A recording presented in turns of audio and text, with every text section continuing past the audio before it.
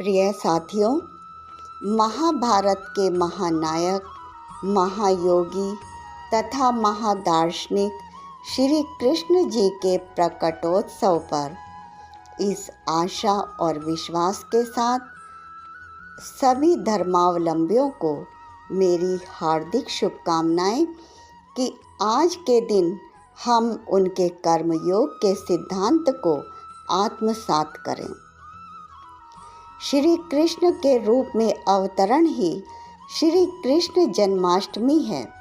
श्री कृष्ण स्वयं नारायण हैं। मानव देह के रूप में अवतरित होकर उन्होंने दिखाया कि मनुष्य में कितनी क्षमता है और अपने लक्ष्य प्राप्ति के लिए अथक परिश्रम कर सकता है।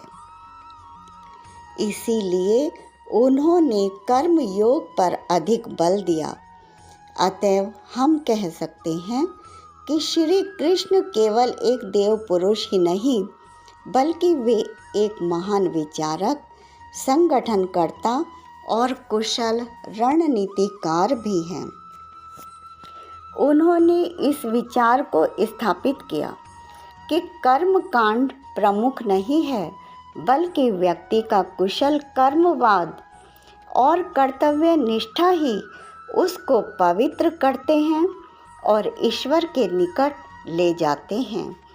इसीलिए गीता जी में श्री कृष्ण जी कहते हैं कि ईश्वर केवल भक्ति से नहीं, बल्कि आपके अच्छे कर्मों से प्रभावित होते हैं।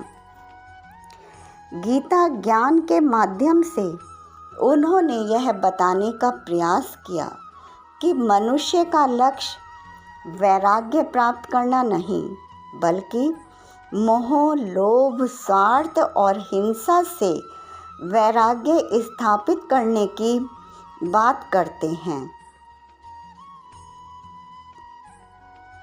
उन्होंने यह भी आदर्श प्रस्तुत किया कि राज सत्ता का प्रयोग यदि जन कल्याण के लिए न होकर अत्याचारों के लिए होने लगे तो ऐसी शक्तियों को नष्ट कर देना चाहिए। उन्होंने स्वयं अपने जनों को दंडित किया जिनका लोकाचरण दूषित था। श्री कृष्ण को हम एक अवतार के रूप में पूजनीय माने तो यह उनकी अधूरी व्याख्या होगी। साथियों, वे महान ज्ञानी, तपस्वी, महान दार्शनिक, सहिष्णु और समाज सुधारक थे।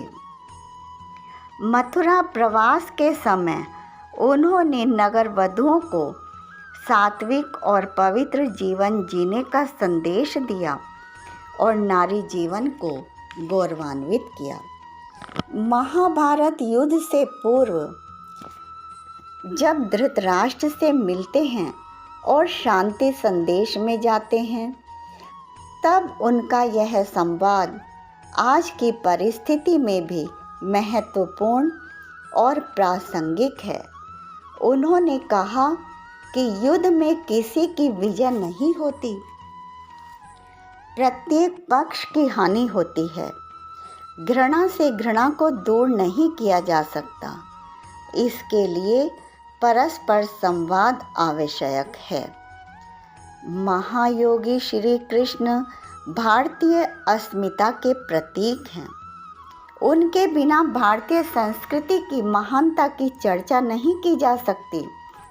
यही कारण है कि श्रीमद् भगवद गीता जी का अनुवाद विश्व की दर्जनों भाषाओं में हुआ है और वह विश्व स्तर पर सर्वाधिक बिकने वाला महत्वपूर्ण ग्रंथ है। आज के दिन मैं उन्हें पुनः नमन करती हूँ और आशा करती हूँ कि हम सभी श्री गीता जी के ज्ञान को कंठस्थ कर अपने जीवन को प्रकाशित करें।